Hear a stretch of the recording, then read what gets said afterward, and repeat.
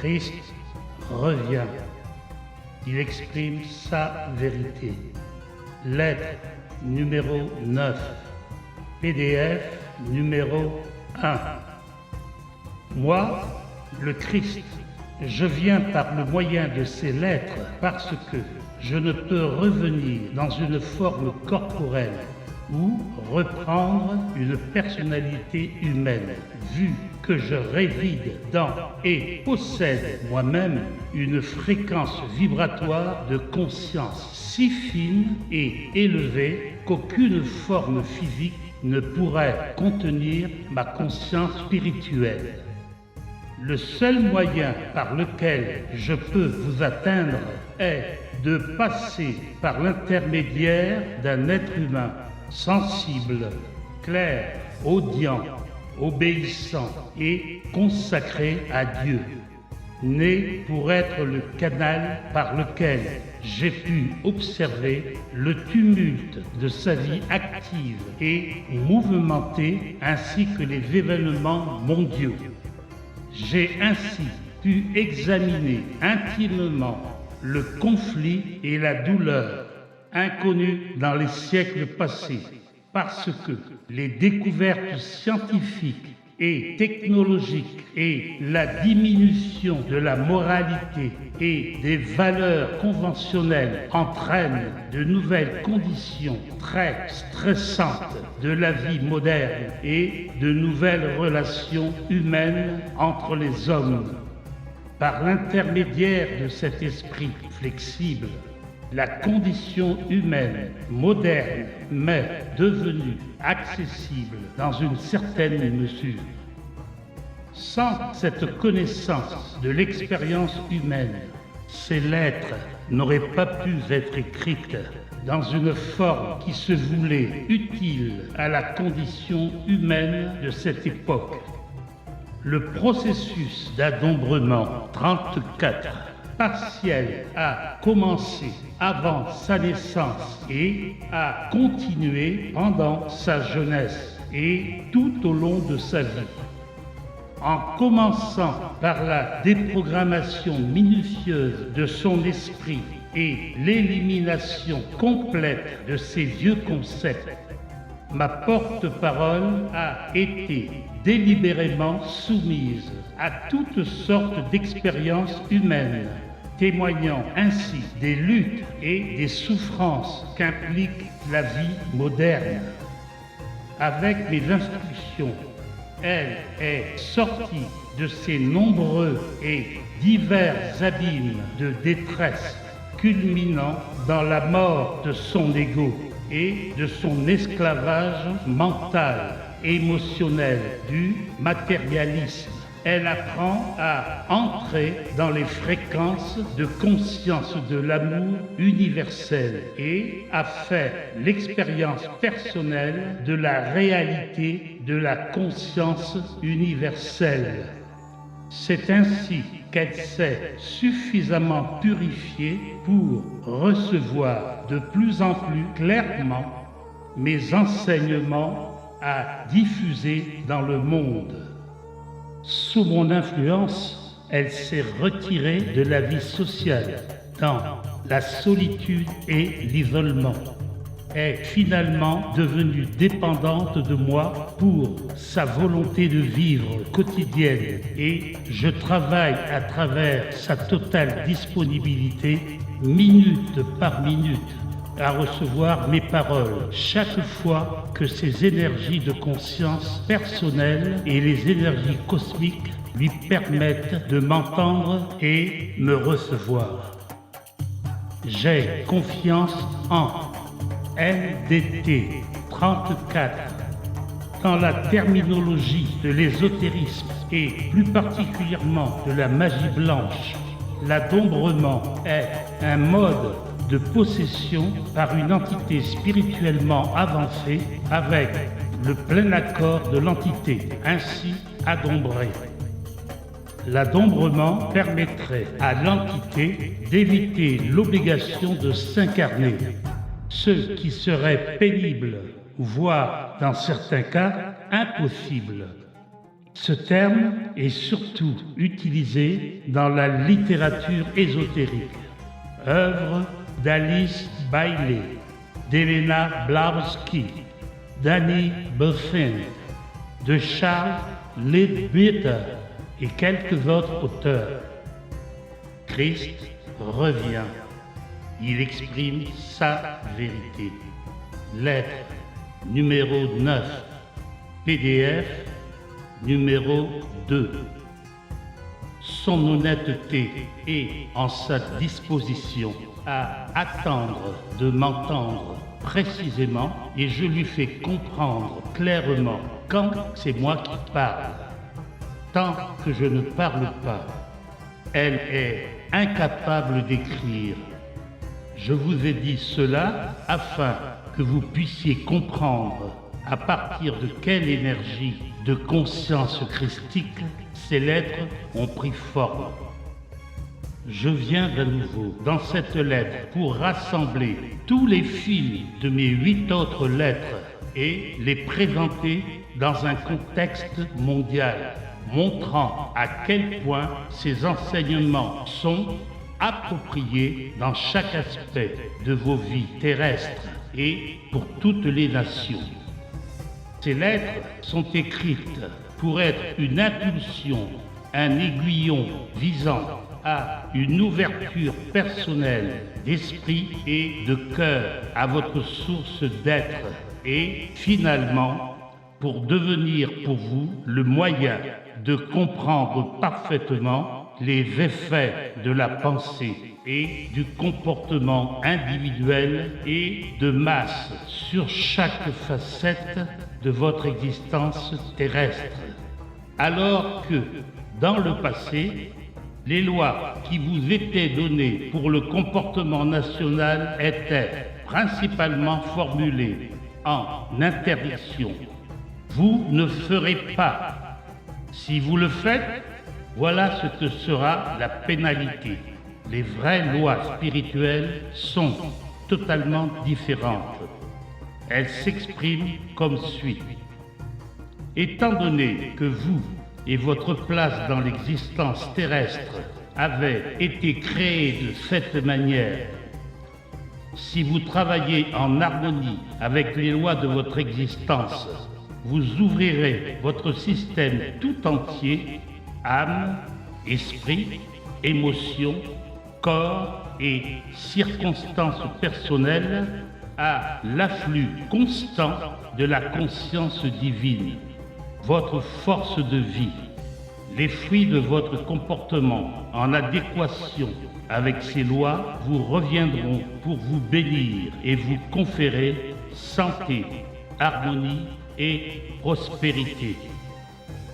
Si, au contraire, vous ignorez ces lois de l'existence et continuez à vivre comme vous l'avez fait avant d'avoir reçu ce message, alors votre vie continuera à être ponctuée de troubles, de conditions climatiques difficiles, de parasites dans vos récoltes, de désastres économiques, de famine et de tensions.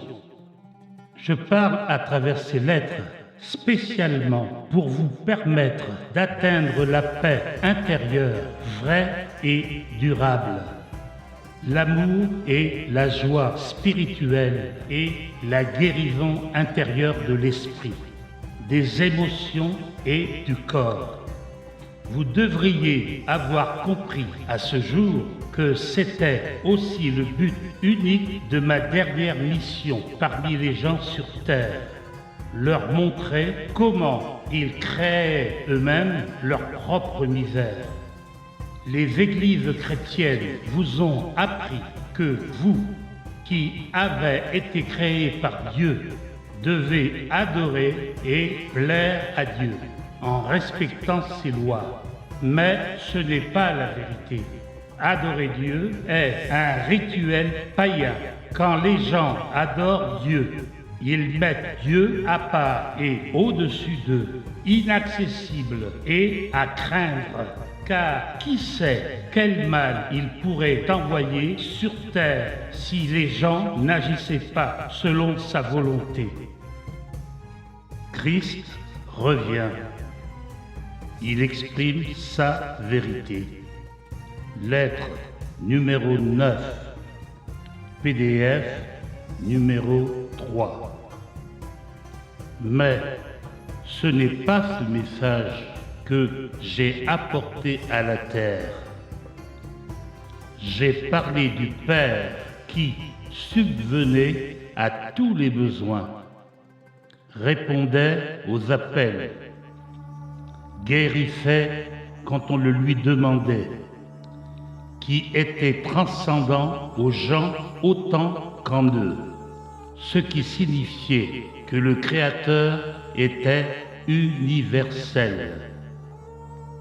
La religion juive enseignait que seuls les grands prêtres pouvaient s'approcher du Saint des Saints et faire des supplications pour le peuple. Le peuple ne pouvait s'approcher de Jéhovah que par l'intermédiaire des prêtres, en apportant des oiseaux et des animaux qui seraient offerts en holocauste pour apaiser Jéhovah pour les péchés des hommes. Par ces moyens, les Juifs obtenaient le rachat des péchés. J'ai enseigné de manière répétée aux gens qu'ils recevraient le pardon du Père pour leurs péchés selon leur empressement à pardonner à autrui, car il leur serait fait selon ce qu'ils avaient eux-mêmes semé. J'ai aussi enseigné aux gens à s'approcher directement du Père et à prier en termes simples, demandant ce dont ils avaient besoin dans la vie. Et je leur assurais qu'ils seraient entendus et que leurs prières seraient exaucées, à condition qu'ils prient avec une foi totale, sans douter en leur esprit. Il faut que vous compreniez que tout ce que j'ai enseigné aux Juifs était en conflit et en opposition directe avec ce que leurs dignitaires religieux leur enseignaient, ce qui était la raison pour laquelle les prêtres me détestaient et m'ont crucifié, puisque je les privais de leur position élevée de favoris personnels du Tout-Puissant. Étant donné que, par crainte de représailles après ma mort, les disciples ne se sont pas entièrement libérés de l'Ancien Testament. Une grande partie de la pensée de l'Ancien Testament a été reprise dans la religion chrétienne. Le corps et le sang de Jésus ont remplacé les sacrifices d'animaux offerts par les prêtres sur l'autel. Après de nombreuses années et l'accession de Rome au titre de protectrice de la religion chrétienne, et comme les prêtres juifs avant elle, les prêtres romains se sont revêtus de vêtements de cérémonie coûteux et ont utilisé des accessoires d'argent et d'or pour les cérémonies religieuses. Au temps de Paul, cela aurait été impensable. Son message était un message simple de salut par ma mort sur la croix. Ce qui n'était pas le message que j'ai apporté à mes concitoyens en Palestine. Il perpétuait la tradition juive du sacrifice d'un autre pour payer pour ses propres péchés. Quelle lâcheté honteuse! Pourtant, Paul a aussi rendu un grand service à l'humanité, puisque il a déclenché un mouvement qui allait être un moyen de bénir toutes les races également. Il a esquissé un mode de pensée et de conduite quotidienne qui apporterait l'harmonie dans la vie de ceux qui essayaient de vivre selon ses enseignements. Selon toute probabilité, quelques traditionalistes juifs rejetteront à nouveau bruyamment mes paroles à ma seconde venue. Ils m'en voudront à cause de mes allusions constantes à la pratique juive antique de sacrifier des animaux et des oiseaux dans le temple pour plaire à Dieu et obtenir la rémission des péchés. Mais nonobstant leur objection, le fait historique demeure que le temple était un lieu où l'on offrait des holocaustes et leur odeur planait sur Jérusalem. Et pendant tout ce temps, je savais que tout l'édifice du temple était consacré à un mythe, une invention tirée de l'imagination de l'homme, une rationalisation de ce que l'esprit de l'homme ne pouvait pas comprendre spirituellement. Christ revient. Il exprime sa vérité. Lettre numéro 9, PDF numéro 4. J'y étais. J'ai senti les pierres chaudes sous mes pieds, chaussées de sandales et le soleil sur ma tête. Je me suis disputé avec les pharisiens. J'ai supporté leurs moqueries et leurs sarcasmes avec un certain amusement et les ai observés enseigner dogmatiquement un mode de vie pesant de soumission permanente à une tradition sans valeur concernant le manger et le boire, qui était complètement inutile. J'y étais. De temps en temps, mon amusement allumait une étincelle de malice dans mon esprit, et je rendais aux pharisiens la même sorte de moquerie analytique de leurs habitudes personnelles, de leurs vêtements ostentatoires et de leurs lois qu'ils m'adressaient à moi et à mes enseignements. C'est un imbécile, disait-il, en ridiculisant bruyamment ma déclaration. Le royaume de Dieu est en vous. Dis-nous, comment Dieu pourrait-il être dans une personne, criait-il d'un ton moqueur.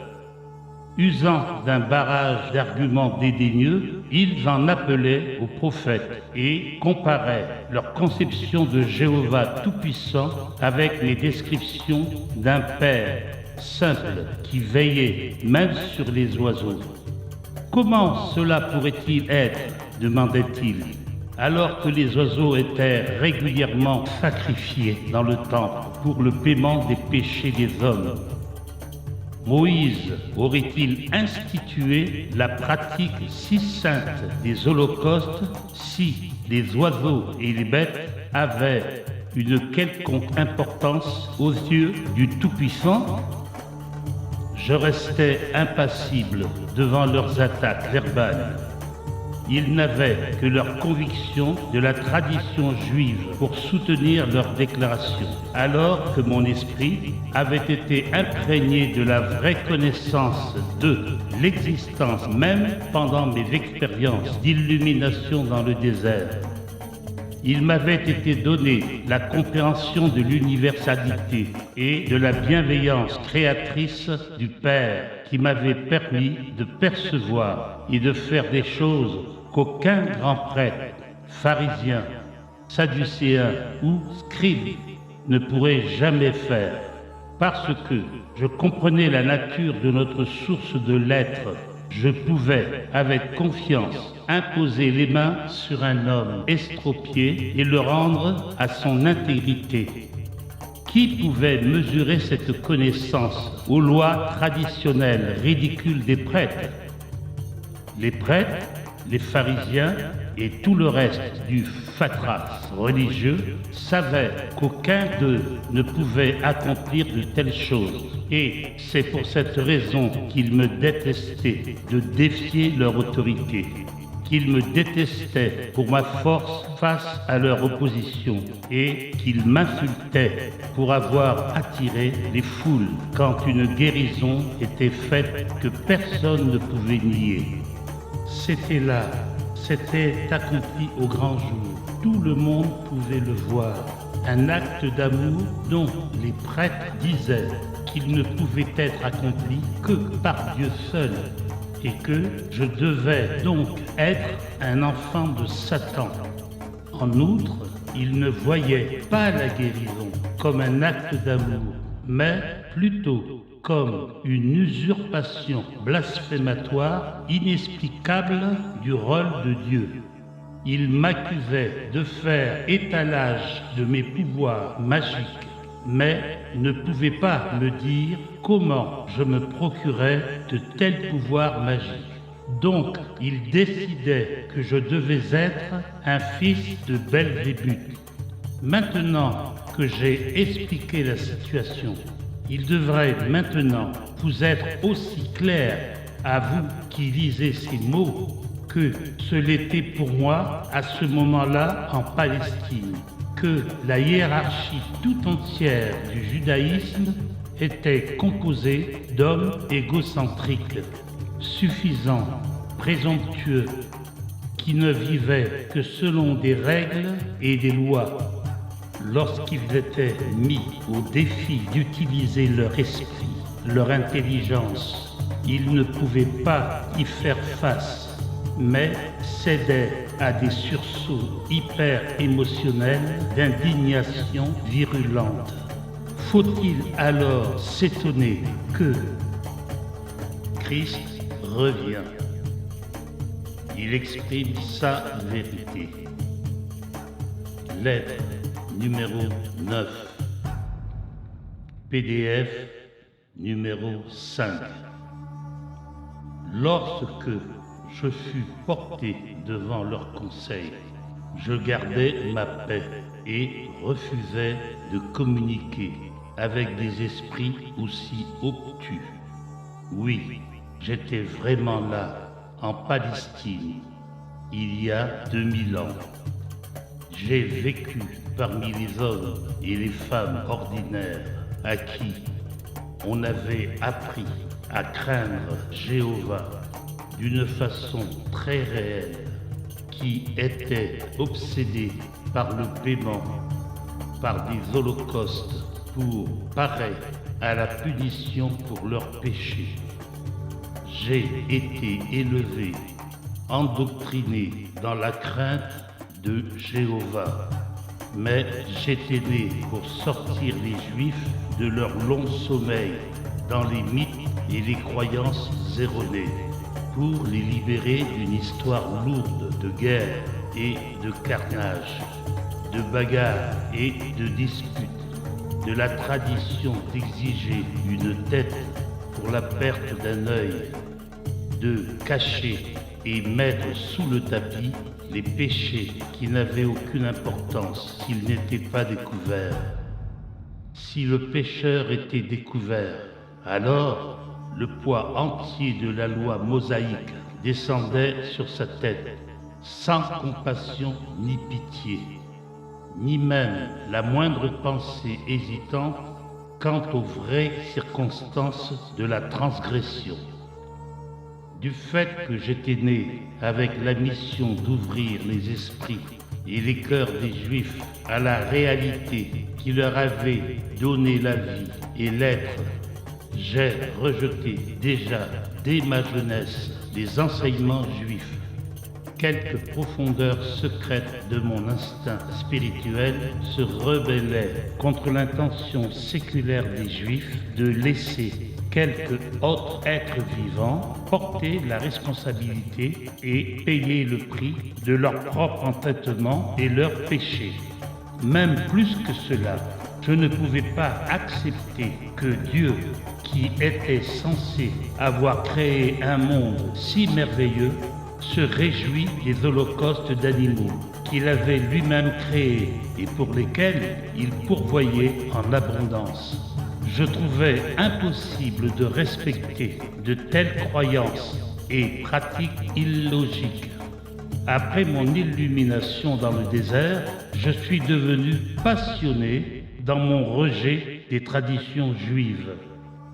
De même que je suis entré dans un corps humain il y a 2000 ans afin de sauver la nation juive d'un monument de pratiques religieuses fastidieuses et artificielles instituées par l'homme. De même, je viens par le moyen de ces lettres distribuées dans le monde entier rappeler très clairement que la religion chrétienne ne reflète nullement mon vrai message christique tel que je l'ai enseigné en Palestine, où en ce moment, quand ces lettres éveilleront la fureur et la condamnation de chrétiens orthodoxes, la religion chrétienne, telle qu'elle est en ce moment, n'est qu'un ramassis de pensées confuses provenant des souvenirs sélectifs de mes disciples, des homélies valables de Paul et d'autres écrits anciens. Beaucoup plus tard, quand l'impact du christianisme n'a plus bénéficié de l'effet visuel des dieux et des déesses des Romains, la religion chrétienne s'est ornée de non-sens théâtral mais opportun pour impressionner ceux que l'empire ecclésiastique de Rome désirait attirer dans ses rangs. Plus tard, cet empire a imposé au peuple crédule des tribus monétaires encore plus iniques que les impôts que l'empire romain laïque exigeait des nations conquises. Même César n'a pas exigé de paiement permettant aux âmes d'entrer au ciel. Vous pouvez vous demander pourquoi je suis si explicite dans mon rejet du judaïsme et du christianisme. Il est essentiel pour le succès de la distribution de mon message christique que les gens comprennent entièrement la vraie nature des religions qui ont tenu l'humanité sous leur emprise jusqu'au XXe siècle, tant qu'ils ne se rendront pas vraiment compte des fondements mythiques sur Christ revient. Il explique sa vérité. Lettre numéro 9, PDF numéro 6, lesquels ils ont basé toutes leurs convictions. Les hommes trouveront difficile de lâcher leurs croyances bien-aimées. Comprenez, s'il vous plaît, que quand je fais de telles déclarations, je me réfère à la religion chrétienne, aux principes de la foi, aux dogmes et à la théologie. Je ne me réfère pas aux grandes âmes spirituelles qui ont cherché et continuent à chercher Dieu et la vérité au-delà des dogmes et des croyances. Beaucoup d'entre celles-ci ont reçu mon inspiration dans leur esprit et leur cœur, mais ont peur de lâcher leurs précieuses croyances. Ils sont gênés par les pratiques religieuses.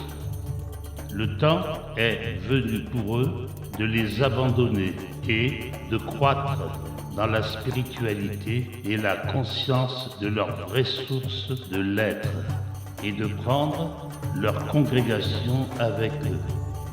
Aux églises chrétiennes de toute dénomination, je dis, réveillez-vous.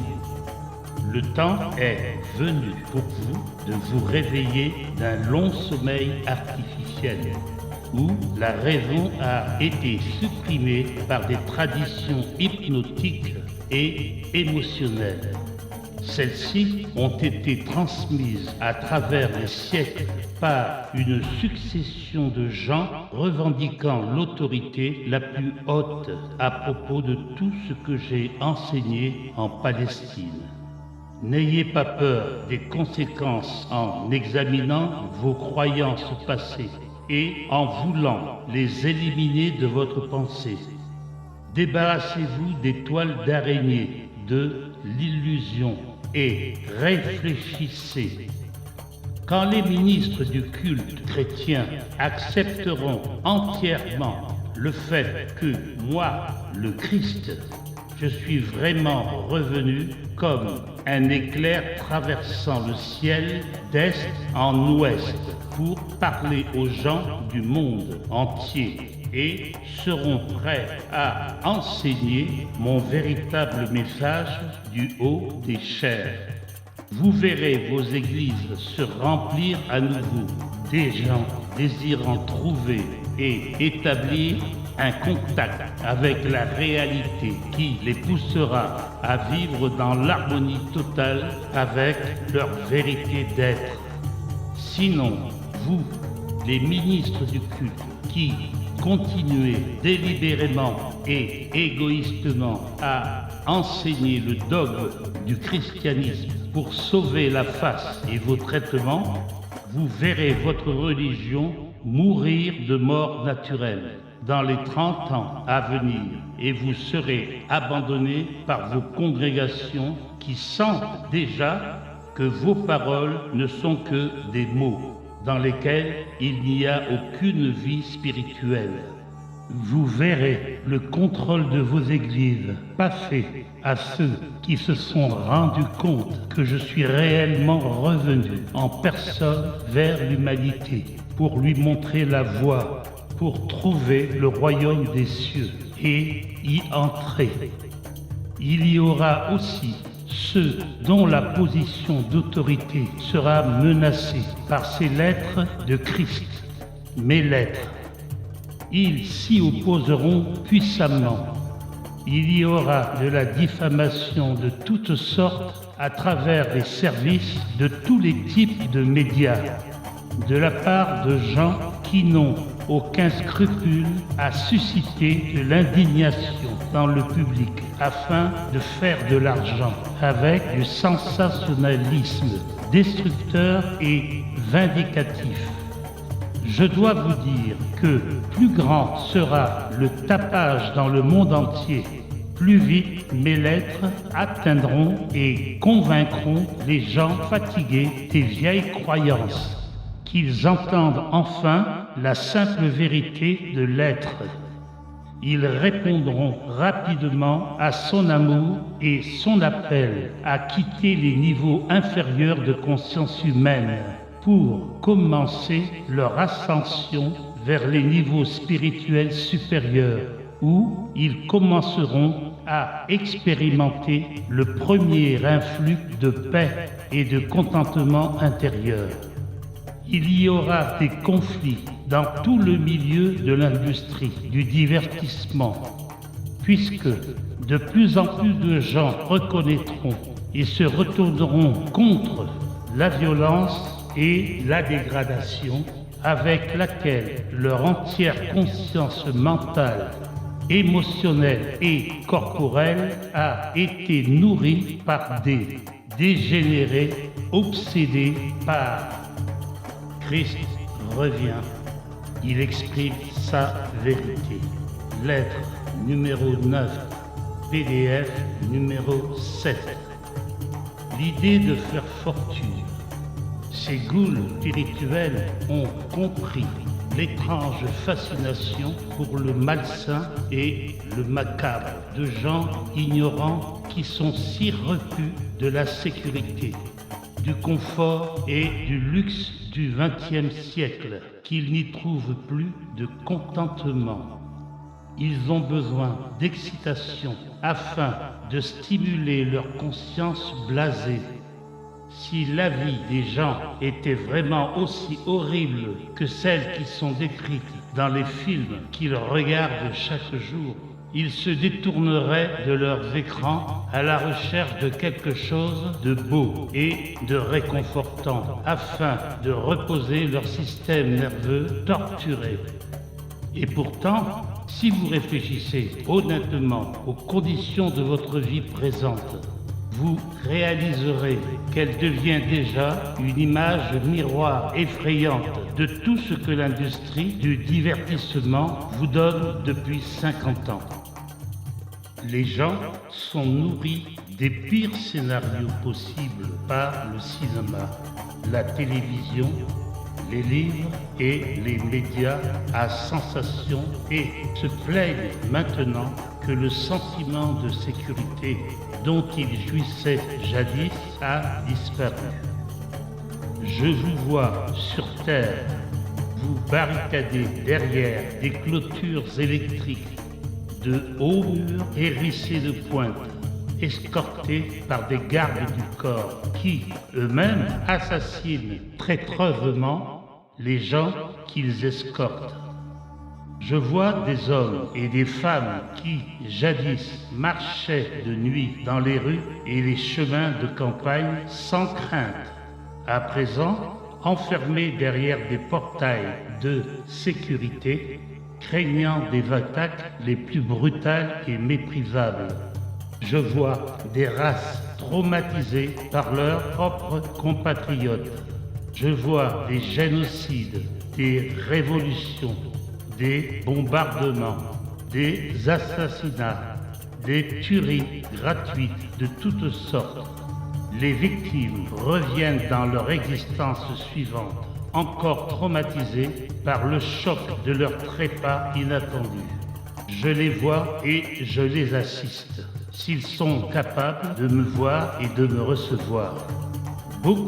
Beaucoup de gens sont loin d'être prêts à passer à une forme d'existence plus élevée et c'est ainsi qu'ils demeurent dans les ombres jusqu'à ce qu'ils soient libérés par la Renaissance.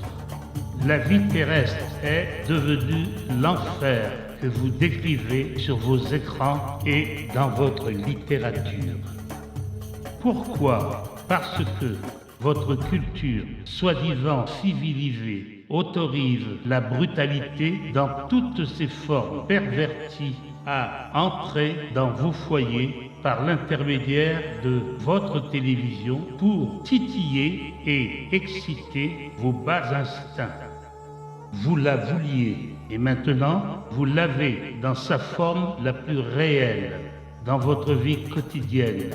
Personne n'est immunisé contre ces désastres que vous avez fait retomber sur vos têtes. Et vous vous étonnez que moi, le Christ, je revienne vers vous en cette époque pour vous expliquer ce que vous faites à vous-même.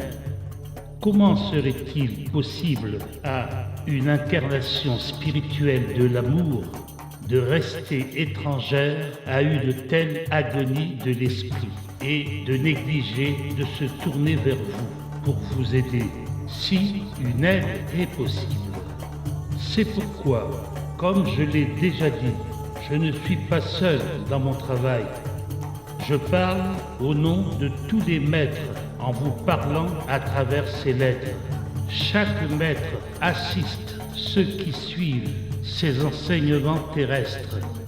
Chaque maître demande instamment à ses adhérents de lire, de tenir compte, de prier afin de pouvoir absorber la vérité contenue dans ces pages, de s'efforcer de purifier leur esprit et leurs actions et de devenir l'incarnation de l'amour envers tous.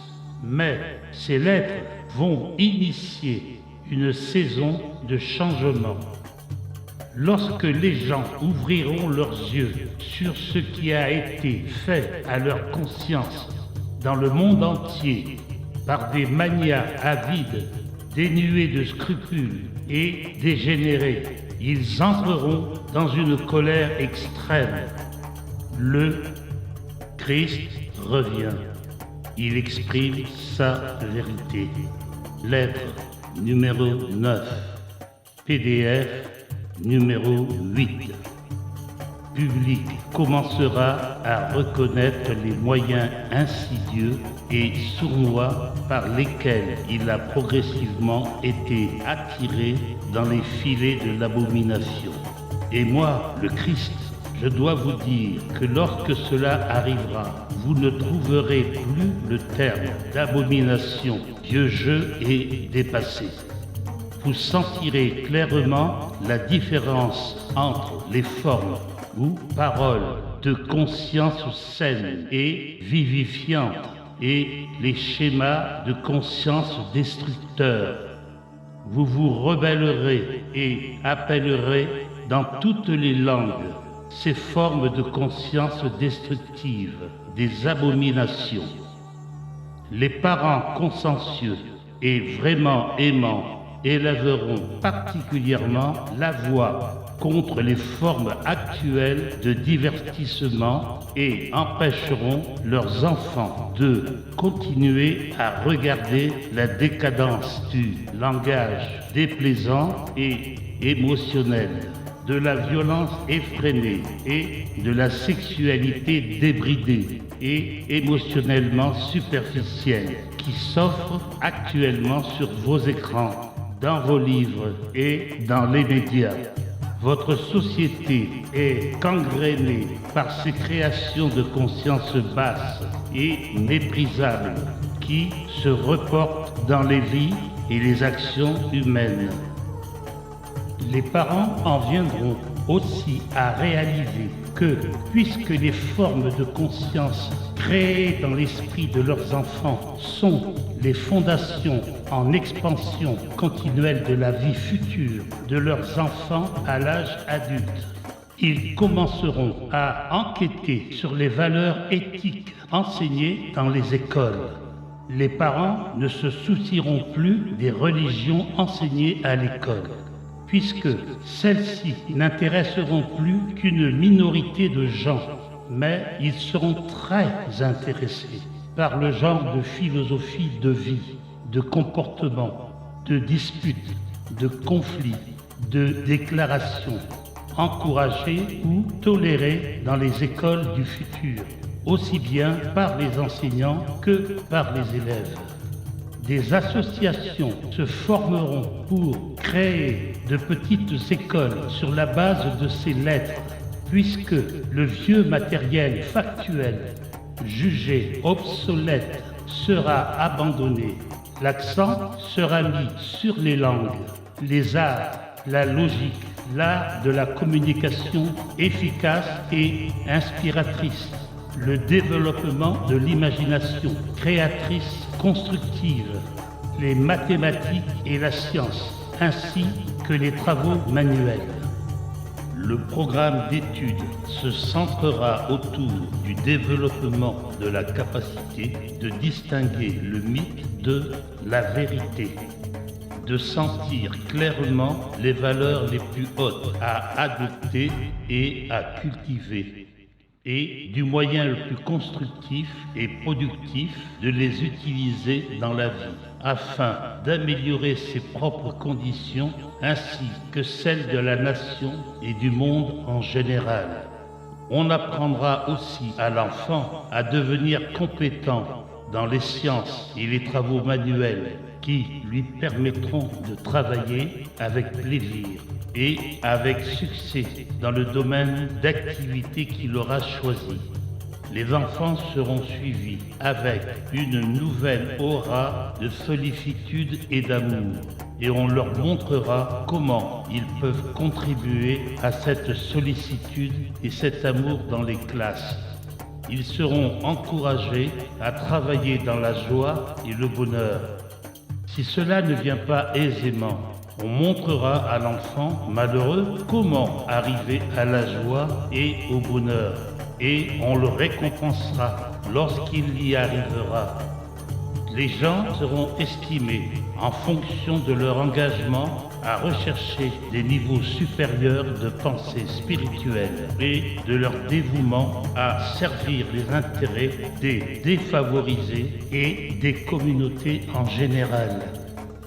Il est d'une extrême urgence que les gens du monde entier reconnaissent qu'en vérité, ils sont nés pour individualiser et exprimer l'universel, la source de leur être. D'une manière, Christ revient. Il exprime sa vérité. Lettre numéro 9.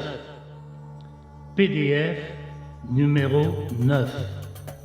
Évolutive, pour finalement atteindre le sommet de la manifestation individualisée de leur source d'être, la conscience christique.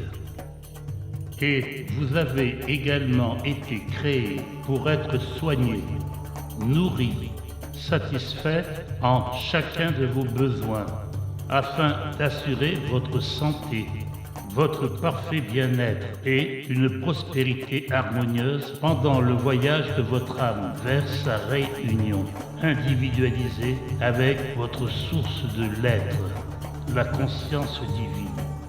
Tant que vous ne saisissez pas cette vérité de l'être, vous n'atteindrez jamais votre réel potentiel sur Terre, que ce soit physiquement ou spirituellement.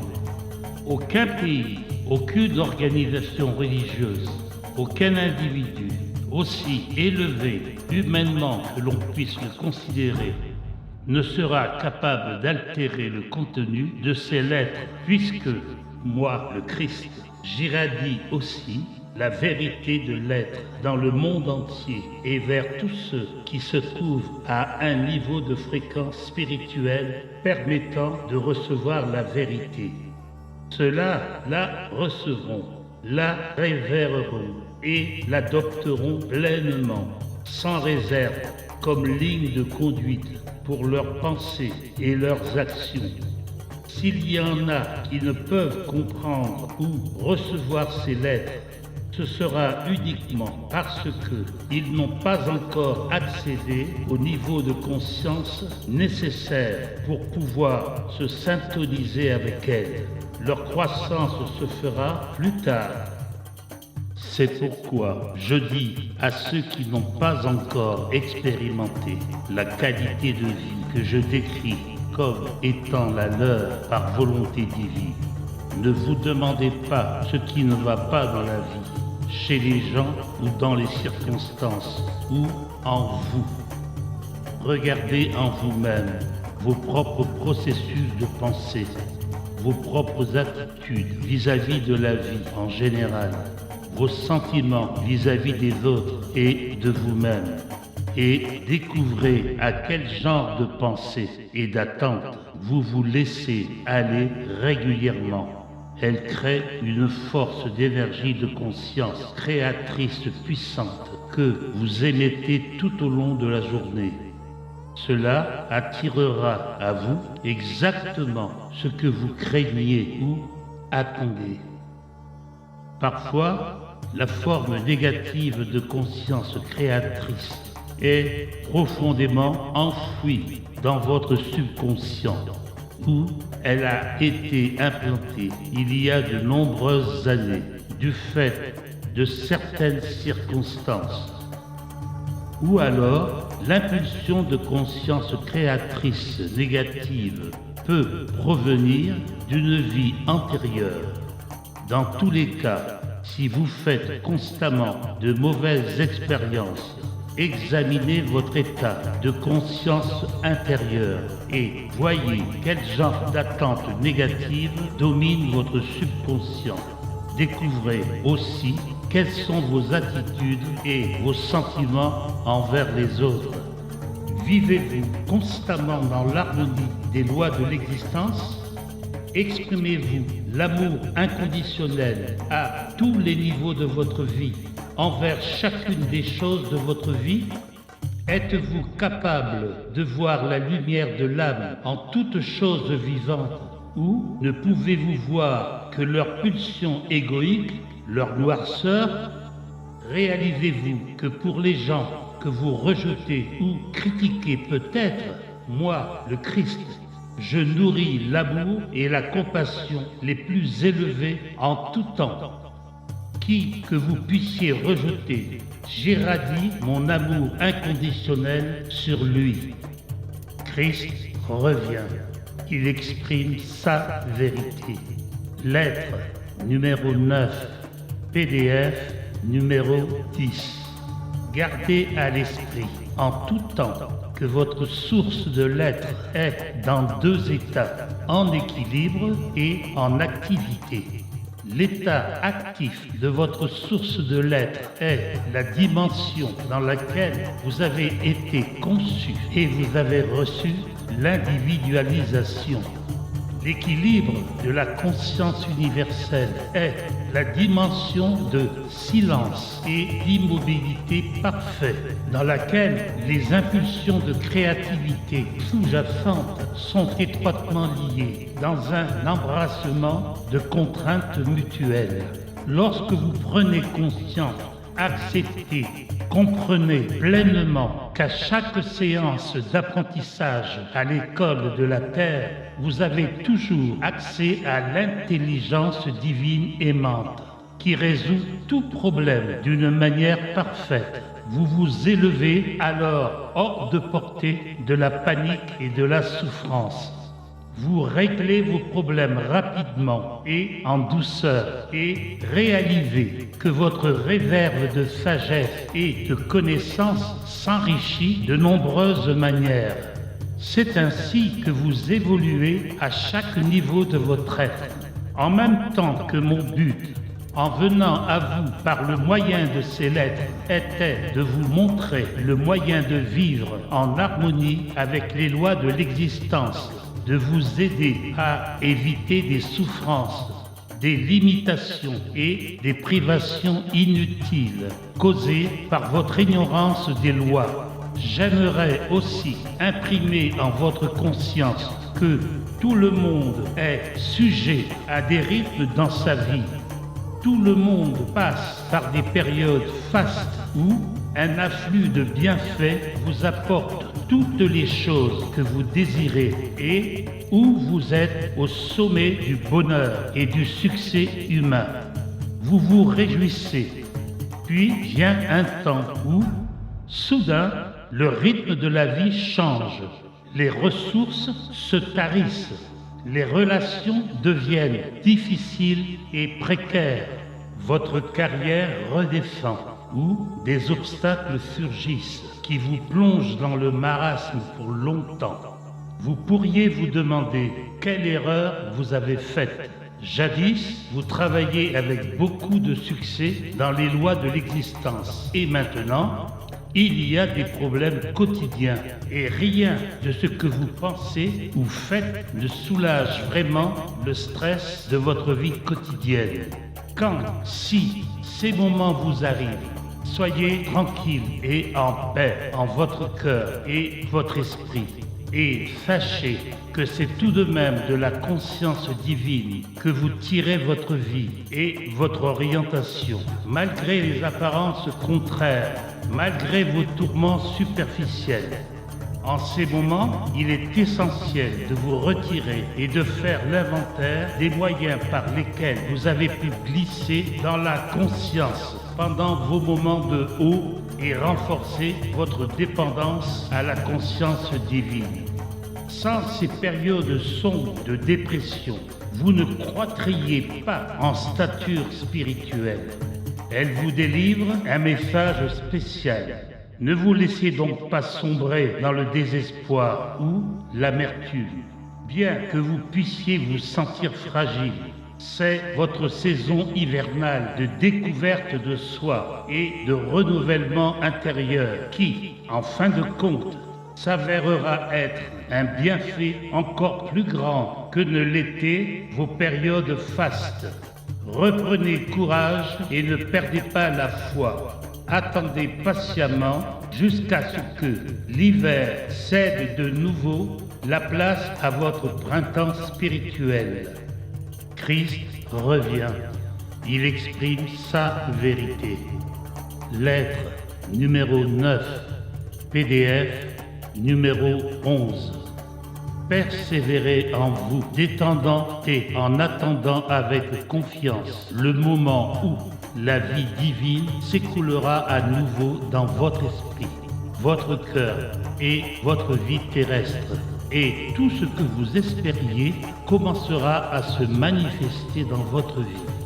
Et pendant tout ce temps, prenez conscience et accrochez-vous au fait que si vous n'êtes plus conscient de l'afflux de la conscience divine pendant vos méditations, ce n'est pas parce que vous avez été abandonné, mais parce que vos vibrations cosmiques et par conséquent vos vibrations de conscience personnelle sont à marée basse et que vous n'êtes plus en mesure de vous élever pour vivre les vibrations de la conscience divine comme vous le faisiez auparavant.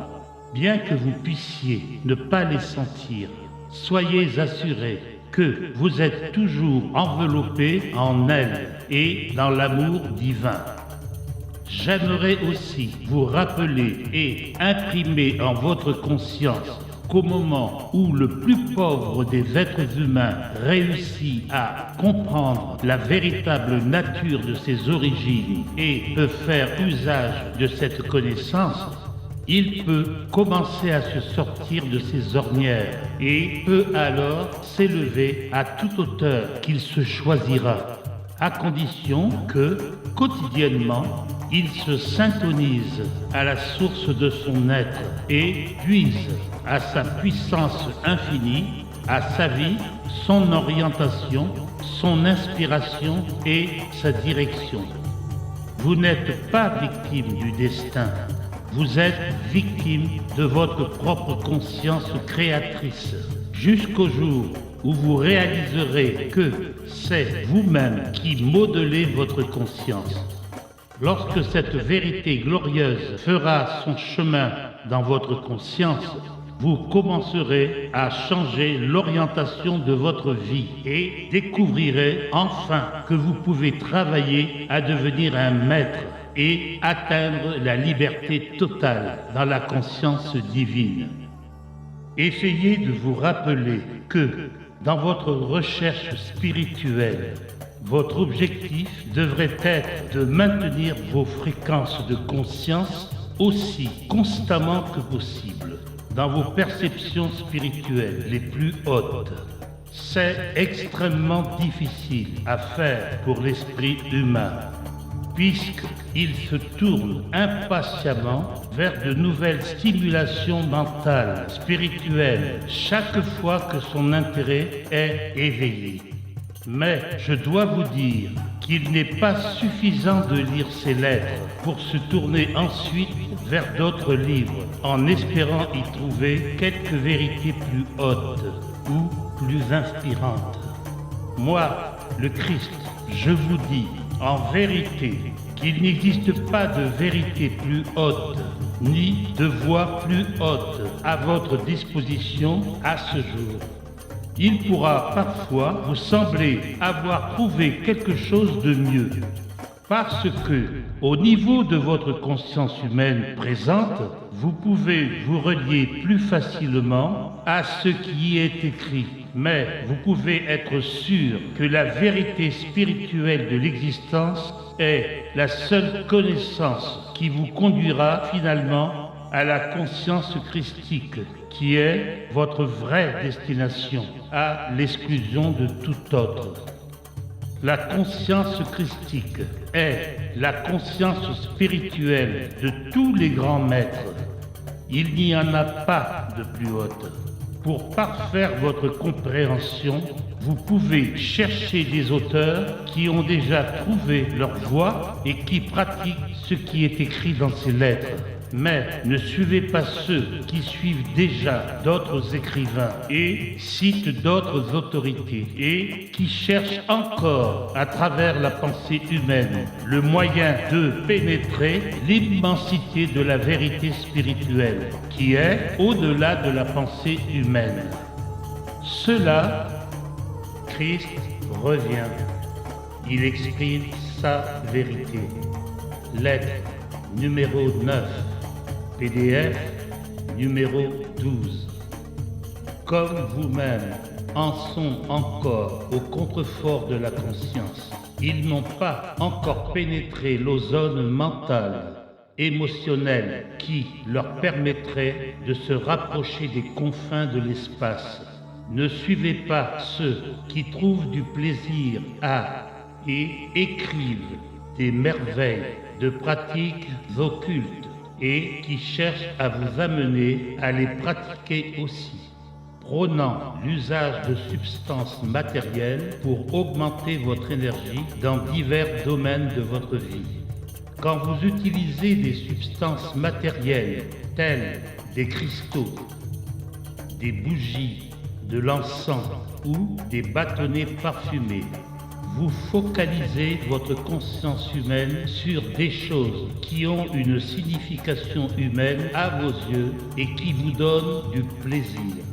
C'est ainsi qu'elles ancrent votre conscience humaine aux effets de la conscience humaine, ce qui vous ramène constamment à des niveaux fixes de conscience humaine.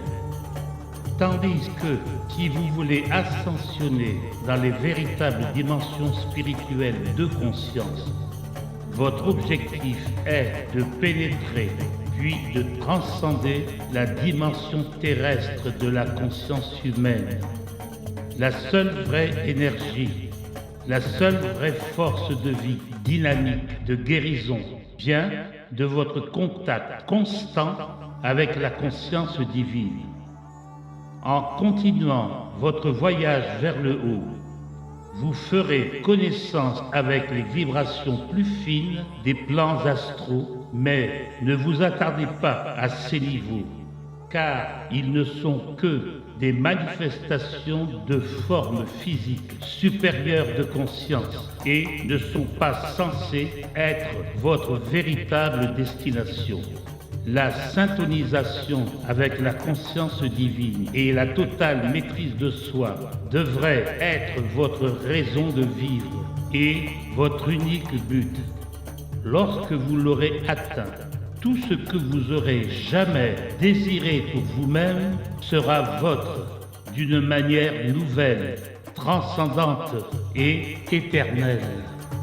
Vous pourriez lire ces lettres et décider de vouloir continuer comme vous êtes dans votre conscience égoïque, faisant confiance à la conscience divine pour vous aider dans les moments difficiles.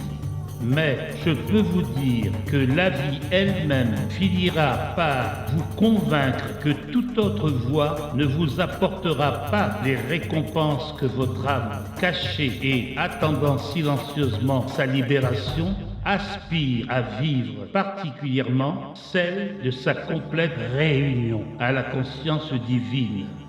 Le plus grand cadeau que vous puissiez vous faire ou à quelqu'un d'autre est d'accepter avec gratitude en votre esprit et de tenter de l'instiller en d'autres esprits réceptifs. La compréhension pleine et inspirée de qui vous et les autres êtes en réalité et de ce qui peut vraiment s'accomplir lorsque vous et les autres abandonnez votre volonté propre et cherchez votre aide, votre orientation et la satisfaction de tous vos besoins auprès de la source de votre être. Devenez une lumière pour vous-même et pour quiconque peut la recevoir. En même temps, personne ne peut absorber un enseignement l'estomac vide. C'est pourquoi une certaine quantité de nourriture physique devrait être donnée pour aider le processus de développement spirituel, physique, évolutif. Si vous cherchez à enseigner des gens matériellement pauvres, soyez prêts à donner et sachez qu'en donnant, vous faites partie du système de donner et recevoir de l'univers tout entier. Il est impossible de donner et de ne pas recevoir en retour, à moins que vous-même ne croyiez vivre uniquement que des revenus de votre travail, de votre compte bancaire et de vos investissements. Si c'est là ce que vous croyez, alors faites ce que vous vivrez. Christ revient. Il exprime sa vérité. Lettre numéro 9, PDF numéro 13. Tant que les gens ne se réveilleront pas vraiment et n'ouvriront pas les yeux jusqu'à comprendre vraiment qu'ils sont l'individualisation de la source de leur être, qui est une combinaison des impulsions parfaites de créativité et d'amour. Ils resteront attirés par les tentations du matérialisme, par la satisfaction de leurs désirs corporels et par le désir de leur promotion personnelle au détriment des autres, allant des prises de contrôle et des grèves dans les affaires et dans l'industrie jusqu'aux disputes grossières dans les relations, au meurtre, au viol et à la guerre. Chaque fois qu'une personne exerce son ego au détriment d'autrui, la discorde et la colère s'installent. C'est là la loi primordiale de l'existence qui doit être rendue publique dans le monde entier. Comment alors la nature humaine devrait-elle s'efforcer de vivre quotidiennement dans un monde naturellement dominé par les pulsions égoïques, le désir forcené de satisfaction personnelle? La réponse réside dans ma déclaration. Faites à autrui ce que vous voudriez que l'on vous fasse. C'est le premier pas pour maîtriser la pulsion égoïque. Lorsque vous êtes impliqué dans une dispute, que justice pleine et entière soit rendue par chacune des parties à l'autre. Écoutez, absorbez, tenez compte, faites amende honorable autant que possible. Assurez-vous que dans vos exigences, vous n'empiétez pas sur le bien-être d'autrui, que ce soit au niveau personnel, des plaisirs, des affaires ou de l'entreprise. Rappelez-vous que ce que vous faites à autrui vous sera finalement fait. Rappelez-vous que vos pensées, vos paroles et vos actes d'aujourd'hui prendront forme dans votre vie dans les jours, les mois ou les années à venir. Parfois, il faudra des années pour que ce que vous avez semé croisse jusqu'à sa récolte et vous aurez oublié que vous l'aviez semé. Cependant, soyez certain que ce que vous faites aujourd'hui vous sera retourné sous une forme plus ou moins analogue, bien que vous puissiez peut-être ne jamais le reconnaître ou en percevoir le lien. Ce que vous voudriez que l'on dise de vos fautes, dites-le et pensez-le. Des fautes que pourraient commettre les autres, amis ou étrangers. Offrez l'acceptation et le pardon que vous aimeriez recevoir. Qu'est-ce que le vrai pardon? C'est un état de compréhension de l'autre et des raisons de son comportement, si clair que vous puissiez dire en toute honnêteté qu'il n'y a rien à pardonner. La loyauté, la bonté et la générosité que vous voudriez recevoir lorsque vous avez des ennuis, donnez-les aux autres lorsqu'ils luttent sous de pesants fardeaux. Ne leur tournez jamais le dos froidement. Apprenez à regarder les autres ou une situation avec un discernement bienveillant. Voyez-les comme ils sont en ce moment, puis rappelez-vous que je les regarde avec amour et compassion. Christ revient. Il exprime sa vérité. Lettre numéro 9, PDF numéro 14. Si vous voyez en eux un réel besoin d'amélioration pour leur propre bien et l'amélioration future de leur bien-être, regardez-les uniquement à travers les yeux du cœur et de l'amour et voyez-les tels qu'ils pourront être dans le futur. En pensée, conduisez-les vers leur source de l'être et sachez que votre prière les a certainement bénis et ouvre la porte à leur développement. Laissez-vous guider par la conscience divine pour savoir si vous pouvez aborder le sujet de leur amélioration et demandez comment cela pourrait se faire pour qu'ils acceptent volontiers les conseils et le succès final de leur développement personnel. Si quelqu'un veut vous dire à quel point vous l'avez blessé à un quelconque moment, tenez-vous ou asseyez-vous tranquillement immobile et sachez qu'il s'agit là d'un véritable défi à votre pulsion égoïque. C'est un moment crucial pour vous, votre plus grand test. Comment vous en tirerez-vous?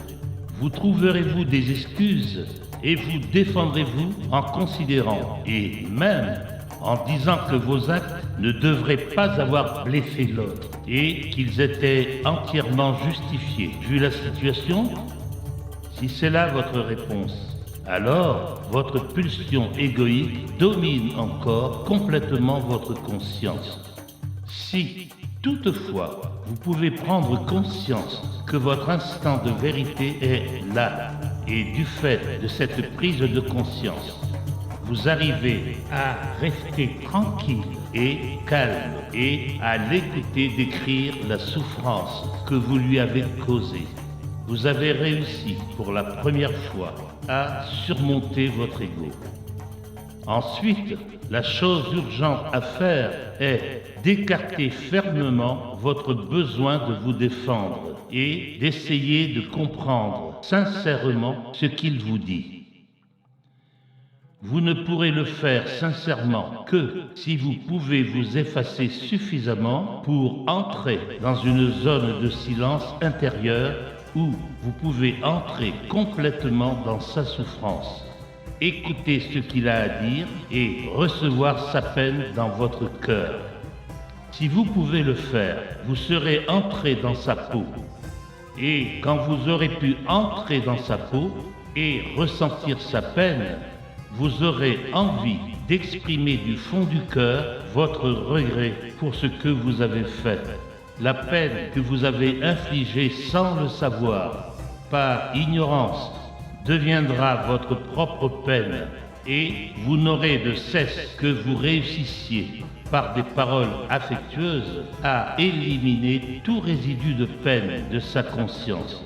Vous aurez alors guéri la blessure qui sera également éliminée de votre système de conscience électromagnétique. Vous aurez remporté une grande victoire sur vous-même.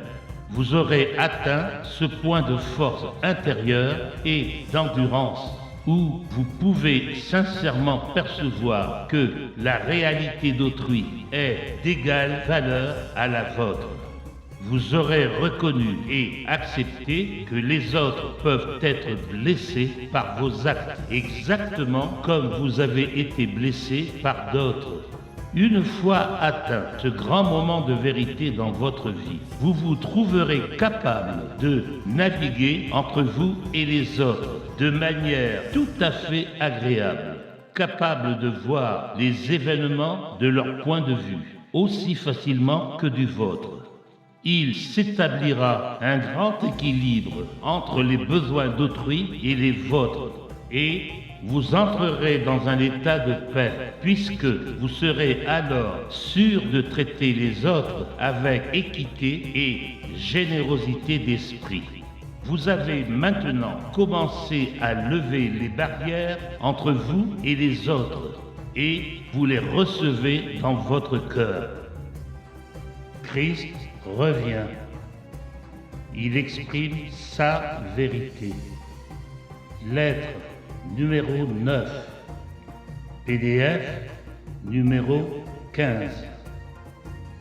Vous avez aussi commencé à abaisser vos défenses et de ce fait, vous verrez que finalement, vous parvenez à l'estime de soi et à la paix de l'esprit.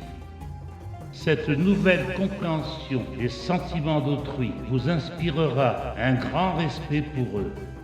Vous aurez toujours envie de les traiter justement, de leur donner leur dû.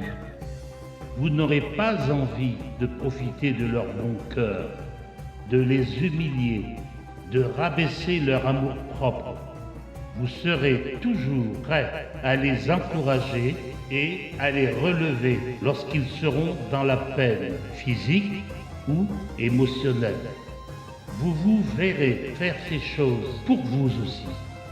Vous deviendrez votre propre conseiller, soutien, guérisseur.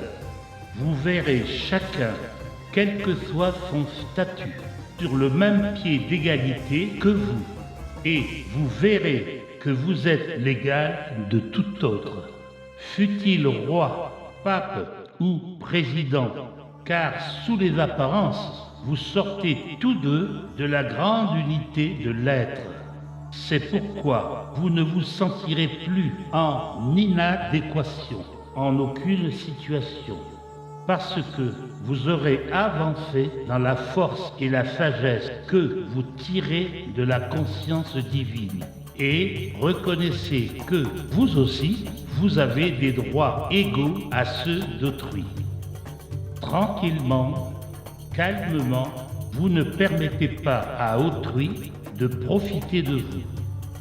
Vous serez capable d'exprimer clairement et honnêtement votre pensée, avec le respect dû aux sentiments d'autrui. Vous n'aurez plus envie de dénigrer les autres ou de les rabaisser. Au contraire, vous ferez tous les efforts possibles pour sauvegarder leur estime d'eux-mêmes, tout en expliquant votre vérité avec clarté, mais aussi avec amour. Rappelez-vous, lorsque vous exprimez votre vérité à autrui, qu'il n'est pas de votre ressort de lui dire ce qu'il devrait faire en une quelconque circonstance ou comment il devrait réagir à vos paroles. Cependant, tout en respectant les valeurs universelles de parfaite honnêteté, de travail consciencieux, de bonne volonté envers les autres et d'aide aux économiquement faibles, tout être a le droit d'exiger que ces valeurs aient la priorité sur toute autre considération de convenance dans le groupe, l'entreprise communautaire ou l'action nationale. Vous avez aussi parfaitement le droit de dire les faits que vous faites, le comportement humiliant envers vous, si vous avez conscience d'en avoir besoin. C'est probablement que votre honnêteté et votre sollicitude pourraient être nécessaires pour résoudre ou clarifier une certaine situation pour le bien de tous. Expliquez votre cas avec gentillesse. Dites gentiment à l'autre ce que vous ressentez dans les circonstances désagréables présentes et expliquez ce qui vous a fait vous sentir ainsi. Ne dites pas « vous avez fait ceci et cela » parce que l'autre aura l'impression que vous l'accusez et vous éveillerez immédiatement le mécanisme de défense de son ego. Ensuite, la confrontation deviendrait difficile et désagréable pour vous deux. Pour communiquer avec une personne dominée par son ego, vous devez continuellement parler de telle manière qu'elle ne se sente jamais menacée. C'est cela, l'art de la communication aimante, et vous ne pouvez l'apprendre que par essai et échec et par la pratique.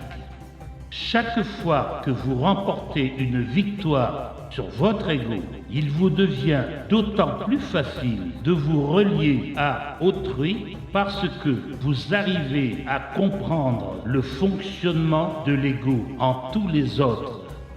Christ revient. Il exprime sa vérité. Lettre numéro 9.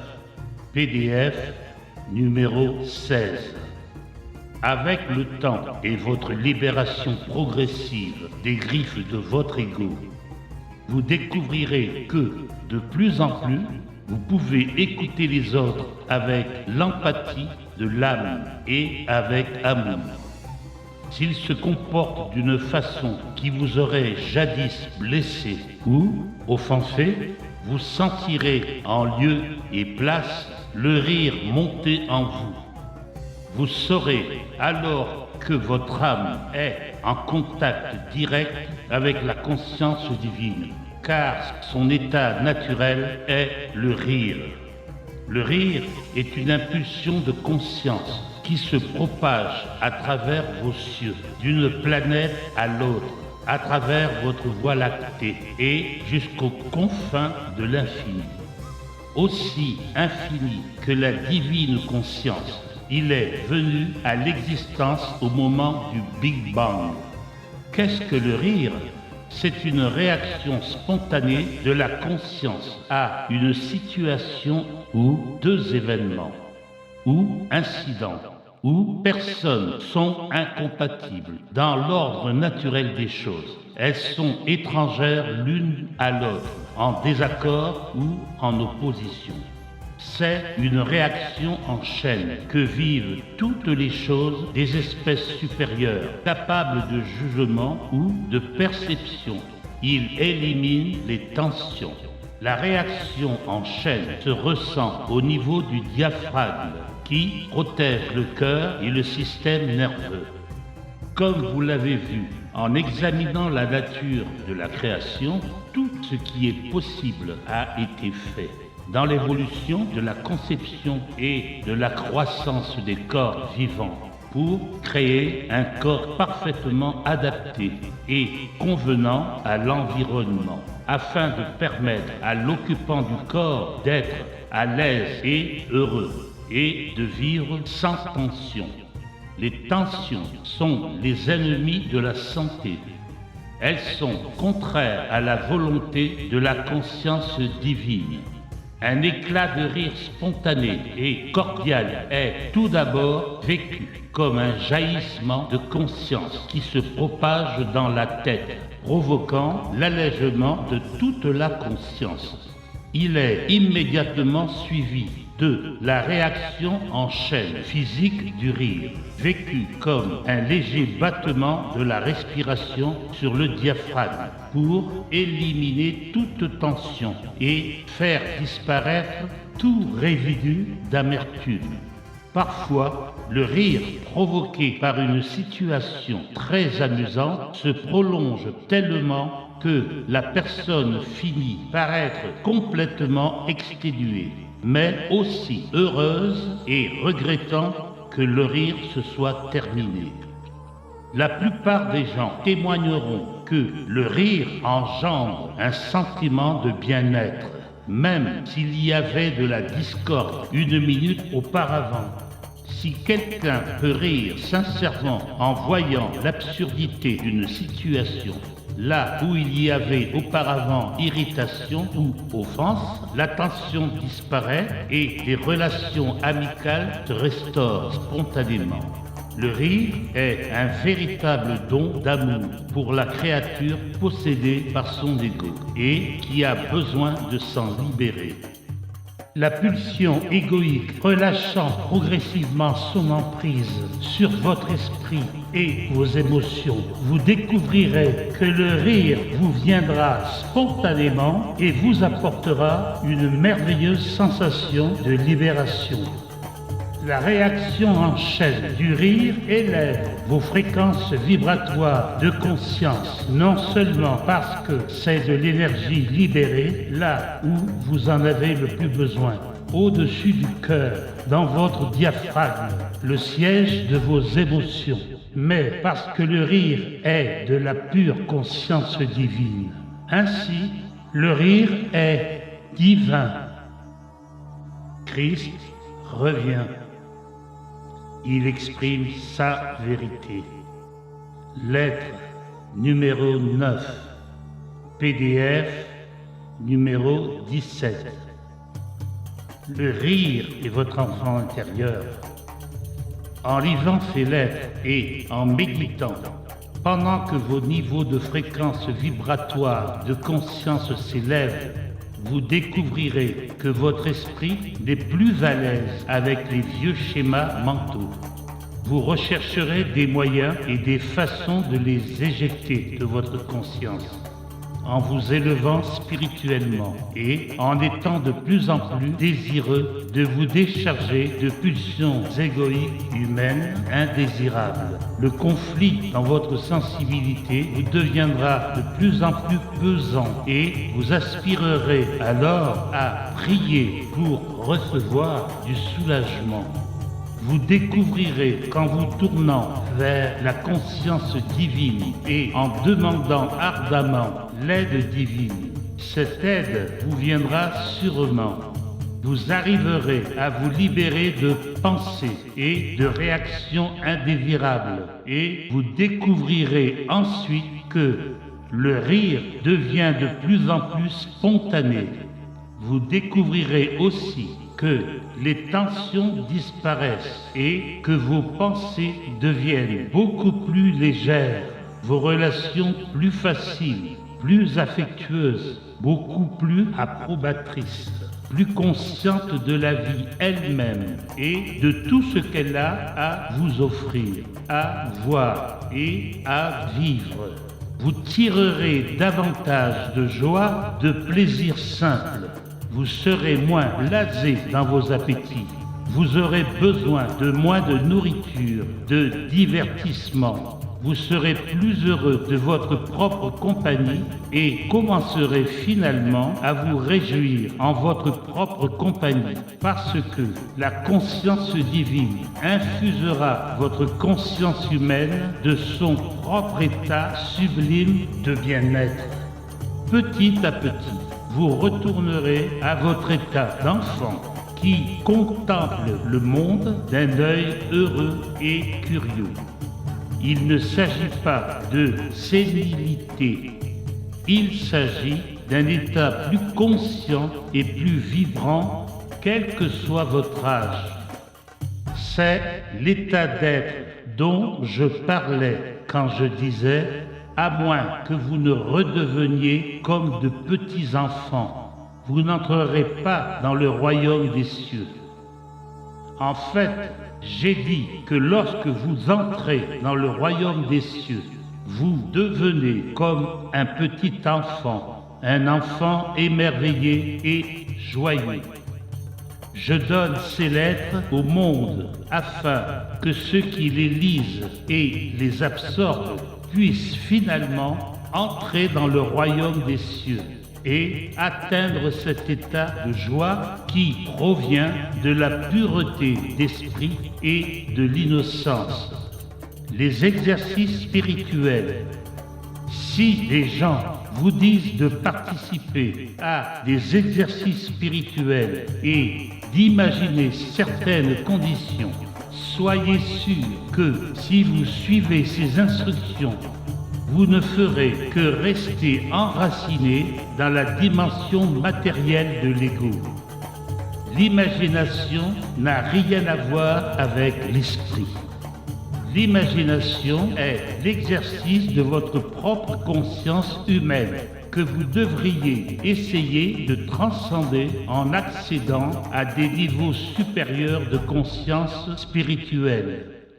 Ces niveaux ne sont pas des niveaux imaginaires, mais des niveaux de réalité, des niveaux spirituels, réguliers de fréquences vibratoires de la conscience spirituelle.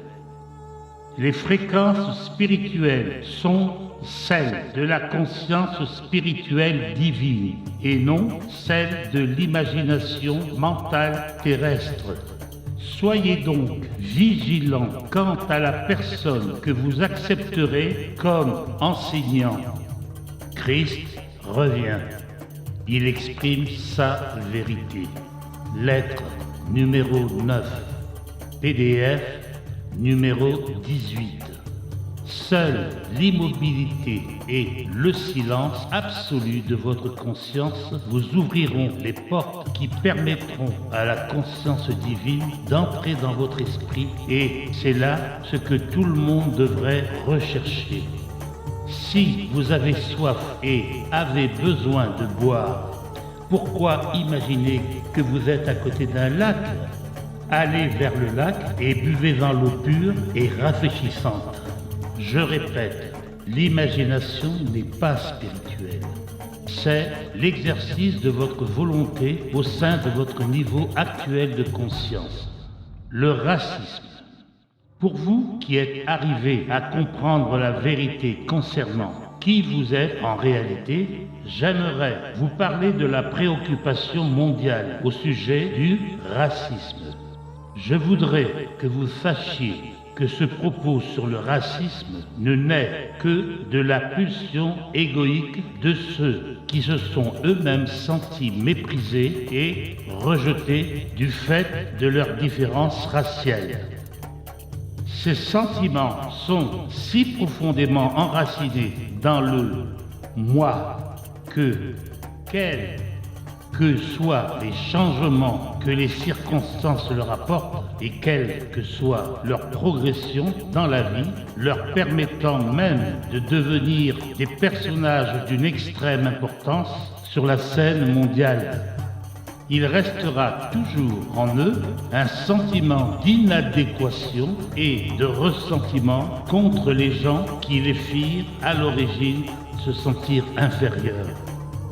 Il devrait être compris que de tels sentiments d'infériorité ne sont pas le propre des races noires. Ces sentiments d'extrême infériorité sont vécus par la majorité des personnes soumises au système des castes en Inde, aux distinctions de classe dans la culture européenne et dans tous les pays où l'on fait une montagne des différences entre une personne et l'autre. Ces sentiments douloureux et déstabilisants de conditions sociales inférieures sont éprouvés même par les personnages dits importants qui ne sont jamais tout à fait à l'aise dans leur position d'autorité. Ce sentiment d'inadéquation et d'infériorité est endémique dans la race humaine. Quelle que soit la position, la race ou l'éducation d'un individu. Le sentiment d'infériorité provient en grande partie de la conscience très profonde de la psyché que le comportement égoïque est contraire aux principes les plus élevés de l'existence humaine. Lorsque cette pulsion d'infériorité naturelle et innée est renforcée par la proximité d'autres personnes apparemment plus prestigieuses ou ayant mieux réussi, ce sentiment naturel d'inadéquation prend alors des connotations intolérables. Le seul moyen de surmonter des sentiments ethniques douloureux de rejet, même chez les gens qui ont réussi dans la vie, est d'arriver à prendre clairement conscience que s'il n'y avait pas vu tous ces bouleversements ethniques, ces déplacements, ces arrivées d'étrangers et d'émigrés, avec leurs différents langages, cultures et éducation, et leur soumission à votre état et à votre mode de vie naturel, les diverses races n'occuperaient pas maintenant des postes à responsabilité et des statuts mondiaux que certains atteignent aujourd'hui. Par conséquent, le seul acte de guérison ou de renouvellement de vie est, sur ce sujet, de méditer, de réfléchir, de penser et d'interroger la lumière divine jusqu'à ce que vous puissiez dire en toute honnêteté: Seigneur, je suis sincèrement content et heureux que toutes ces choses terribles aient eu lieu. Grâce à elles, je suis où je suis aujourd'hui. Grâce à elle, il m'a été donné l'occasion de tester et de faire l'expérience des limites de mon endurance, de mon intellect de mes émotions et de mes talents. Christ revient. Il exprime sa vérité. Lettre numéro 9. PDF numéro 19. Peut me mesurer aux accomplissements d'autres races et peut-être continuer à apprendre à m'élever encore davantage par rapport à mes débuts. Je te remercie de recevoir la force et l'inspiration, de démontrer mon égalité fondamentale avec tous les autres. J'envoie mes pensées de gratitude et d'amour à ceux qui ont posé, il y a tant et tant d'années, les bases de mon bien présent. Vous pouvez aussi réfléchir au fait qu'il a été inévitable, selon les lois de l'existence, que ceux qui étaient impliqués dans la traite des esclaves et autres événements tragiques ou étaient responsables de la douleur ou de torture d'autres êtres humains soient revenus dans une nouvelle incarnation en tant que membres de races piétinées et souffrent terriblement. S'ils sont nés de couleur noire, il est plus que probable qu'ils aient exigé avec violence l'égalité et le traitement humain des Noirs. De telles personnes peuvent même avoir été votre arrière-grand-père ou votre père, et vous pourriez vous demander pourquoi la vie a si mal traité cette pauvre âme. Inversement, les Blancs qui passaient des menottes aux Noirs et les emprisonner dans des cachots pourraient en ce moment être encore en train de créer le chaos chez d'autres gens en occupant la classe sociale de toutes les races qui se rebellent en vociférant contre le passé. Il pourrait bien s'agir d'un passé qu'ils avaient eux-mêmes contribué à créer. C'est un fait que les gens se réincarnent dans diverses couches de la société, dans diverses races, afin de permettre à l'âme d'apprendre quelques leçons significatives au cours de son odyssée vers la conscience christique. N'oubliez pas le principe fondamental de l'existence. Vous créez vous-même vos lendemains. Vous apportez à manifestation aussi tout ce dont vous avez besoin pour votre élévation en allant dans ce sens. Que vous en soyez conscient ou non, en essayant d'améliorer vos conditions de vie, vous accédez spontanément à des niveaux supérieurs de conscience spirituelle.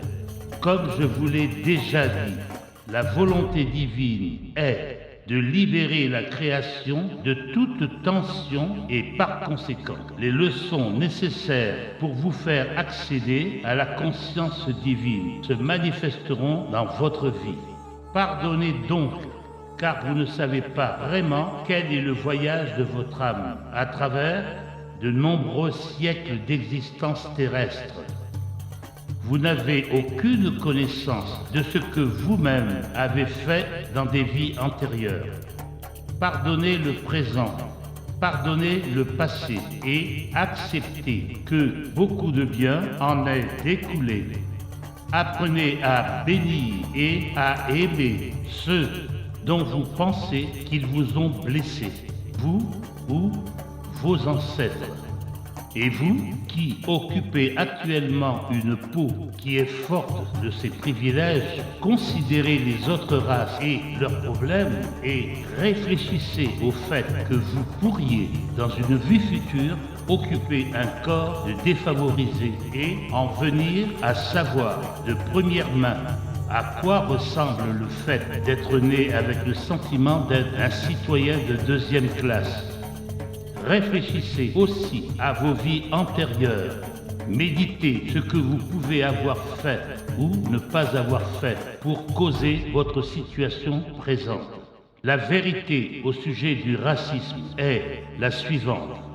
Chacune des entités vivant sous le soleil descend de la conscience divine, d'une manière ou d'une autre, aux racines les plus profondes et intimes de leur être.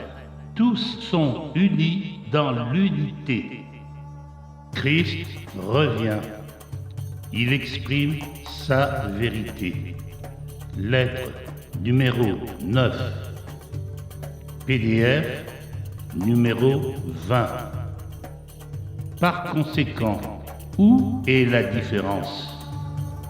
Elle provient de l'évolution des espèces, de la génétique, du conditionnement, de l'enseignement traditionnel, des coutumes et des habitudes éducatives et familiales de relation à autrui et des différences dans la manière de penser. Ce n'est pas la couleur de peau qui vous divise. Un petit enfant, quelle que soit sa race et sa couleur, trouvera, du fait de son innocence et de sa spontanéité, l'expression de soi. Bon accueil dans le cœur de la plupart des adultes. C'est la conscience qui vous divise et qui se ressent à chaque niveau de votre être. Car vous êtes tous, en dépit de votre corps matérialisé, des formes de conscience exprimant des modèles de conscience et des formes de conscience recevant de la part d'autrui des modèles de conscience. La conscience de chaque individu est sa réalité et non la couleur de sa peau ou son apparence. Et c'est la conscience des gens qui attire ou rejette autrui. Vous pouvez être sûr que vous ne surmonterez votre sens de la différence raciale que lorsque vos schémas de pensée mentaux, émotionnels seront en harmonie. De même que les valeurs selon lesquelles vous choisissez de vivre tout au long de la journée. Tant que cela ne sera pas le cas, il est inutile que les gens se mettent en colère les uns contre les autres parce qu'ils vivent des différences raciales. Elles sont endémiques dans la condition humaine.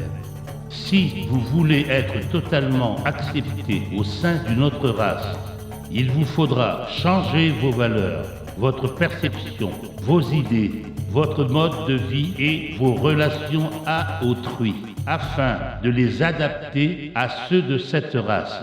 Les différences raciales mourront alors de leur mort naturelle. Si vous n'êtes pas prêt à assumer la conscience de la race à laquelle vous souhaitez vous joindre, reconnaissez, acceptez et respectez avec amour les différences de conscience. Personne n'a le droit d'exiger que vous deviez ignorer les différences. Et plus important que tout, choisissez les standards les plus élevés que le monde a à vous offrir. Travaillez à les embrasser et à les utiliser. Et alors, toutes les couleurs de peau se chargeront d'une beauté intérieure nouvelle à laquelle personne ne pourra résister. Tous les hommes créeront alors des liens en parfaite harmonie. L'apparence physique de chaque couleur changera et revêtira, elle aussi, une nouvelle beauté intérieure. Lorsque ces lettres auront été distribuées dans le monde entier et que des groupes de gens se réuniront pour vivre selon les lois de l'existence, ces groupes découvriront qu'ils vivent des vies harmonieuses, protégées, même si autour d'eux il peut y avoir du chaos. Où que ce soit, ceux qui s'unissent pour apprendre à entrer et à vivre dans la totalité de l'être que j'ai appelé le royaume des cieux, il y a 2000 ans, découvriront certainement que leur vie changera. Christ revient. Il exprime sa vérité. Lettre numéro 9. PDF numéro 21. Je vous encourage vivement à vous rassembler le dimanche pour parler de vos nombreuses bénédictions, pour remercier sincèrement et du fond du cœur et pour élever votre esprit en louant ce qui vous a donné l'être. Méditez ensemble afin d'attirer la conscience divine à travers votre esprit. dans la conscience du monde, afin que la nature du divin puisse de plus en plus imprégner la nature de la psyché du monde de son amour transcendant. Vos groupes émettront une énergie de conscience spirituelle qui influencera les énergies mentales autour de vous.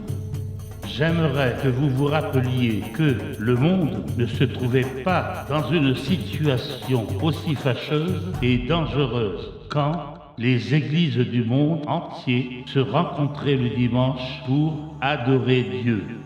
Ces temps sont maintenant passés. Vous n'adorez pas Dieu. Vous constituerez une solide compréhension de la conscience divine universellement présente. Son universalité et l'étendue de sa créativité s'enracineront de plus en plus fermement dans votre esprit, par le moyen de louanges sincères. Dans le silence et l'immobilité, vous vous adresserez à la conscience divine et l'inviterez avec amour à prendre possession de votre esprit et de votre cœur.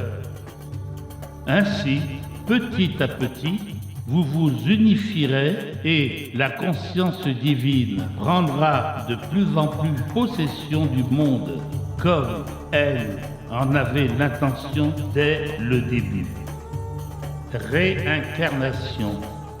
Beaucoup de gens demanderont comment il se peut, au moment de la conception, qu'une âme puisse être tirée de la conscience divine, mais que le corps lui-même puisse être utilisé dans la vie qu'il va vivre, comme véhicule d'expression de soi par une autre âme qui est prête à se réincarner. Lorsqu'une âme est prête à entrer dans la vie terrestre pour sa prochaine période d'apprentissage terrestre, elle est attirée vers le ou les parents qui peuvent offrir des conditions qui lui permettront de réaliser l'étape suivante de son évolution spirituelle. Au moment de la conception, la vieille âme infuse sa conscience personnelle des vies antérieures et de sa progression spirituelle passée dans le processus de la conception, et elle devient l'âme de l'ovule fertilisé. Certaines mères sont presque immédiatement conscientes d'une conscience étrangère en elles. La nouvelle conscience que la mère reçoit en son sein affecte parfois profondément le cours de sa pensée, sa grossesse et son état de santé. Une fois l'enfant né, la mère sent qu'elle retourne à son soi normal. Les mères sensibles font souvent l'expérience d'une prise de conscience de la direction que prendra la vie de leur enfant et peuvent penser que cette prise de conscience est vraiment née de leur envie de bébé. La réincarnation n'est pas hasardeuse ou dénuée de planification cohérente dirigeant son action. Le but est toujours de fournir à l'âme qui accomplit son voyage de nombreuses expériences complètement différentes qui alimenteront en connaissance du monde la réserve cachée de l'âme. Il lui fournit des changements stimulants et nécessaires de scénario, de famille, de personnalité dans son entourage, de ses caractéristiques tirées de la génétique. Mais toujours ce fil ténu du voyage de l'âme. Christ revient. Il exprime sa vérité. Lettre numéro 9, PDF numéro 22. Sera enfui dans le subconscient et fera surface pour influencer la présente incarnation, bien que la personne puisse en être totalement inconsciente. C'est pourquoi il se peut que les caractéristiques, les opinions très marquées ou les ambitions passionnées se perpétuent d'une incarnation à l'autre. Parfois, les ambitions se formulent au cours d'une incarnation et ne se manifestent avec succès que dans l'incarnation suivante, dans des conditions entièrement différentes. Dans de tels cas, avant la renaissance, l'âme devra attendre que les conditions du monde favorisent le succès des ambitions cachées de l'âme. Si vous arrivez à imaginer une âme qui plonge dans un bassin rouge, en ressort rouge vif et fait son entrée dans la vie en tant que personne rouge, avec toutes ses tendances raciales naturelles rouges, éduquée dans son enfance à vivre une vie de rouge, vous comprendrez que cette âme quitte cette vie avec beaucoup de rouge dans sa conscience. Ensuite, elle plongera dans un bassin bleu et en émergera bleu, avec toutes les caractéristiques de la couleur bleue et le style de vie du peuple bleu. En quittant à nouveau le monde, elle aura accumulé des facettes de conscience bleue mélangées au rouge. Et ainsi de suite, vie après vie. La même âme évolue à travers diverses expériences de couleurs, de religion, de statut, de mariage, de sexe, de pays, de politiques différentes, jusqu'à ce que, finalement, elle s'éveille au fait que c'est ce qui lui arrive, qu'elle décide qu'elle est fatiguée de toutes ces combinaisons de couleurs et qu'elle ne demande plus qu'à ascensionner dans la lumière. C'est alors que son véritable voyage spirituel commence et progressivement, en passant d'une vie à l'autre, elle se débarrasse du rouge, du bleu, du jaune, du vert, du noir, du brun, du pourpre accumulé dans ses vies passées, jusqu'à ce que, finalement, libérée de toutes les illusions et faux concepts de ses vies passées, l'âme sorte dans la lumière et que la réincarnation ne soit plus nécessaire.